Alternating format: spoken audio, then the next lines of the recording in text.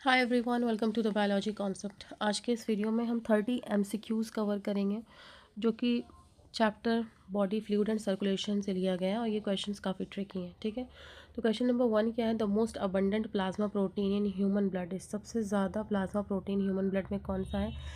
Albumin है। Albumin जो है वो ऑस्मोटिक ब्लड प्रेशर को भी कंट्रोल करता है, ऑस्मोटिक प्रेशर को भी ब्लड के मेंटेन रखता है एंड ये ट्रांसपोर्टेशन ऑफ द सबस्टांसेस में भी हेल्पफुल है। क्या ट्रांसपोर्ट करता होगा ये?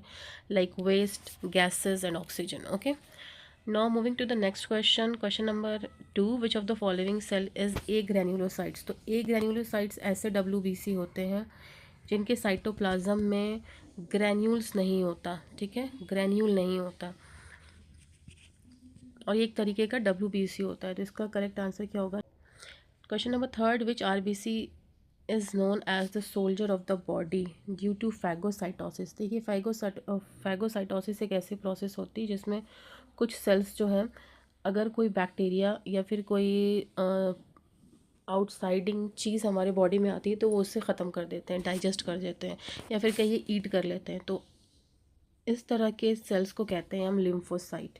ओके, लिम्फोसाइट को हम सोल्जर ऑफ द बॉडी भी कहते हैं। ठीक है, now question number 4, the life span of platelets in human blood is approximately. तो लाइफ स्पैन ऑफ प्लेटलेट्स क्या होती है? 5 से 9 दिनों की। ठीक है, RBC की कितनी होती है? 120 दिनों की लाइफ साइकिल होती है। ओके, तो प्लेटलेट्स की क्या करेक्ट आंसर आपका आया? 2 से 9 दिन। एक्सप्लेनेशन इसका ये होगा कि प्लेटलेट्स जो है वो सर्वाइव करती है for about 1 week and help in blood clotting. क्या फंक्शन होता है प्लेटलेट्स का? ब्लड क्लॉटिंग का।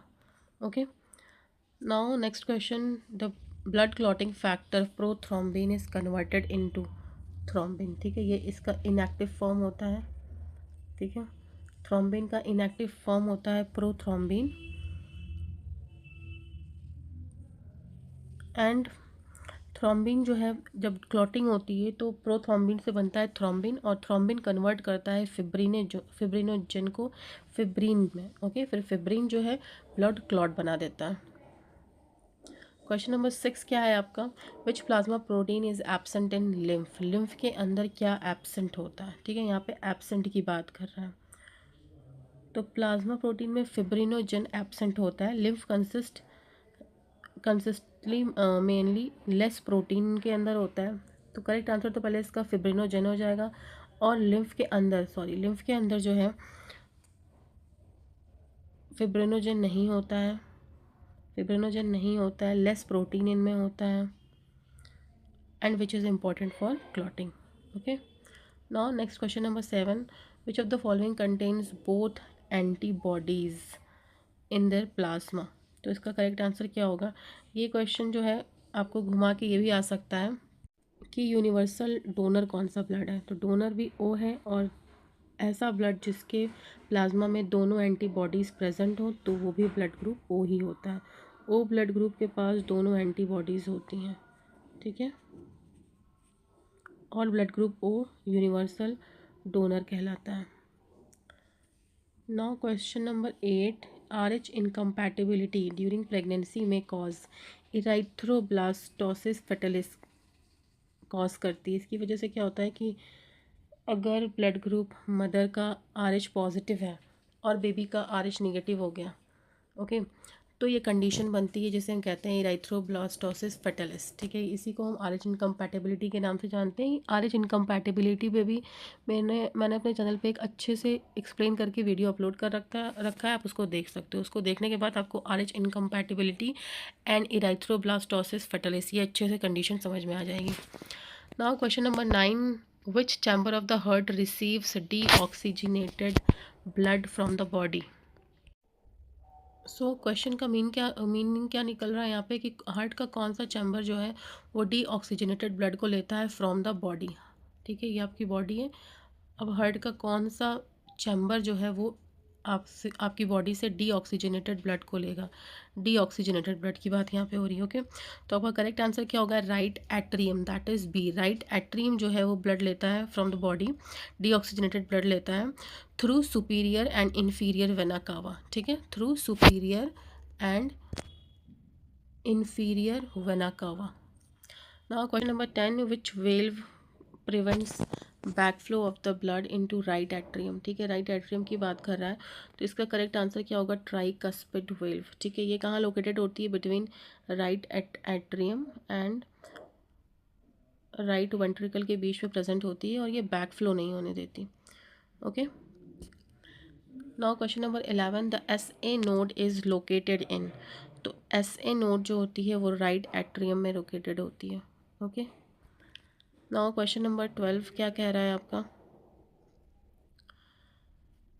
विच vessel carries oxygenated blood in foetus. यहाँ फीटस की बात कर रहा है, but deoxygenated blood in adult. ठीक है, यानी कोई एक ही वेजल है जो फीटस में अलग वर्क कर रहा है एंड एडल्ट में अलग वर्क कर रहा है। तो इसका करेक्ट आंसर होगा आपका pulmonary artery, option A. Okay, explanation इसका क्या है कि इन एडल्ट पल्मोनरी आर्टरी जो है वो डीऑक्सीजनेटेड ब्लड को कैरी करता है, लेकिन फीटस में जो है सर्कुलेशन डिफरेंट हो जाता है due to placental oxygen supply. ठीक है, तो पल्मोनरी आर्टरी जो है एडल्ट में डीऑक्सीजनेटेड ब्लड को सप्लाई करती है एंड फीटस में ऑक्सीजनेटेड ब्लड को। Next question number 13, the pacemaker potential of heart originates from. Okay, तो करेक्ट आंसर इसका क्या होगा? एस ए नोड होगा। एस ए नोड जो है वो जनरेट करता है स्पॉन्टेनियस इलेक्ट्रिकल इम्पल्स को, ठीक है, to initiating heart beat. Okay, now question number 14 क्या है? The first heart sound lub occurs due to the closure of. तो इसका आंसर होगा क्या? AV valves. ठीक है, the first heart sound lub occurs when bicuspid and tricuspid valves close. ठीक है, जब बाइकस्पिड एंड ट्राइकस्पिड वेल्व्स जो होती हैं वो क्लोज होती हैं, तब जा कर के लब साउंड प्रोड्यूस होता है। ओके, नाउ क्वेश्चन नंबर 15 क्या कह रहा है आपका? विच component of blood is the largest in size. ठीक है, ब्लड के अंदर प्रेजेंट सबसे बड़ा कंपोनेंट कौन सा होता है? तो that will be monocyte. Okay, तो इसका करेक्ट आंसर क्या होगा? मोनोसाइट होगा, क्योंकि मोनोसाइट्स आर द लार्जेस्ट डब्ल्यूबीसीज and can differentiate into macrophages. ठीक है, मैक्रोफेजेस। तो मोनोसाइट जो है वो डिफरेंशिएट हो सकते हैं मोनोसाइट में, और ये सबसे लार्जेस्ट इन साइज होता है। नाउ क्वेश्चन नंबर 16 क्या है कि which vessel has the lowest BP. Blood pressure सबसे लोवेस्ट किस वेजल का होता है? तो आपका करेक्ट आंसर क्या होगा? वेन्स होगा। ठीक है, ब्लड प्रेशर जो है वो डिक्रीज होता है along circulation and lowest in the when. Okay, now question number 17 आपका क्या कह रहा है? What is the cardiac output of a normal adult, या फिर कहिए the cardiac output of a normal adult is about. Cardiac output की बात कर रहा है, तो दैट इज़ 5 लीटर पर मिनट। ठीक है, क्वेश्चन नंबर 18 क्या कह रहा है? The bundle of his connects. तो इसका आंसर होगा answer number B, that is AV node to ventricles. ठीक है, एक्सप्लेनेशन इसका क्या है कि it transmits impulse from AV node to ventricles. Now question number 19 क्या है? Which blood cells lack nucleus and mitochondria. ठीक है, न्यूक्लियस और माइट्रोकॉन्ड्रिया दोनों नहीं होता किस ब्लड सेल के पास? तो करेक्ट आंसर क्या होगा आपका? आरबीसी। ठीक है, इमेच्योर स्टेज पे आरबीसी के पास न्यूक्लियस होता है, but on maturation RBCs lack nucleus and mitochondria maximum for providing maximum haemoglobin space. ठीक है, नाउ क्वेश्चन नंबर 20 क्या है आपका? The normal WBC count in human blood is approximately. Okay, तो that is 6000 to 8000 mm³। Okay, normal WBC count is 6 to 8000 cells per mm of the blood. Now question number 21 आपका क्या है? Which condition involves reduce haemoglobin level. तो ये बहुत common सा question है, anaemia, that is खून की कमी हो जाना। तो इस कंडीशन में जो है हीमोग्लोबिन का लेवल जो है वो डाउन हो जाता है। Okay, next question number 22, the blood pressure of 120/80 haemoglobin MHg represent. तो आंसर इसका क्या होगा? बी होगा, that is systolic by diastolic pressure. Okay, systolic आपका क्या है? 120 mmHg है, एंड डायस्टोलिक क्या है? 80 mmHg। ओके, ये आप याद कर लीजिए, इससे क्वेश्चंस बनते हैं कि सिस्टोल प्रेशर क्या है एंड डायस्टोल प्रेशर क्या है। तो systole is always higher, that is 120, and diastole is 80। Okay, now question number 23 आपका क्या कह रहा है, which vessels are called exchange vessels. Exchange vessels जो है वो हम कैपिलरीज को कहते हैं, क्योंकि ये वन सेल्ड थिक वॉल्स होती हैं जो कि अलाउ करती हैं exchange of gases and nutrients. ठीक है, exchange of gases and nutrient. Okay, now question number 24, universal recipient कौन सा है, तो that is blood group A B. Question number 25, which component forms the largest percentage of the blood volume. तो इसका correct answer आपका होगा plasma. Blood में सबसे ज़्यादा परसेंटेज जो है बाई वॉल्यूम प्रेजेंट होती है प्लाज्मा की, 55% ऑफ द ब्लड वॉल्यूम होता है। ठीक है, 55% होता है। नाउ क्वेश्चन नंबर 26 हम देखते हैं कि क्या कह रहा है, which cell releases histamine and serotonin. This is very important question, बहुत बार ये ऑलरेडी आ चुका है, आगे भी आने की चांसेस है।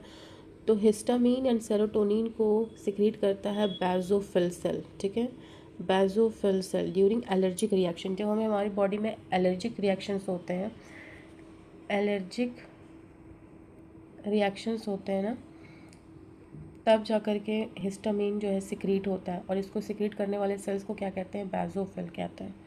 Okay, now question number 27, Purkinje fibres are responsible for.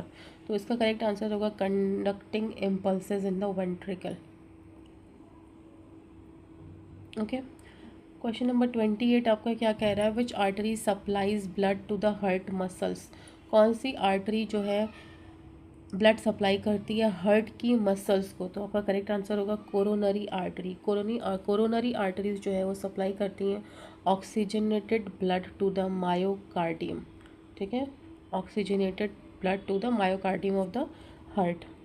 Now question number 29, the ECG wave represents ventricular contraction is.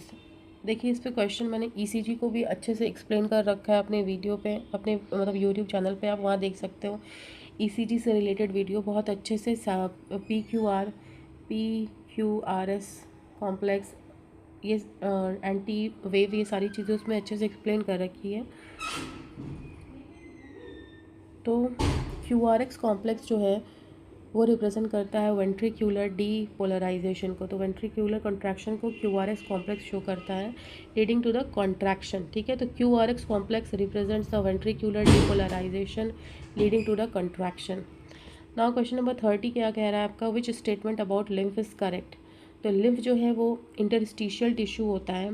Okay, और ये जो है फैट अब्जॉर्प्शन में हेल्प करता है। तो lymph transports absorb fats from intestine via lacteals. Lacteals एक तरीके के फैट अब्जॉर्बिंग सेल्स होते हैं। ओके, सो लिम्फ के लिए लिम्फ जो है वो फैट अब्जॉर्प्शन में हेल्प करता है।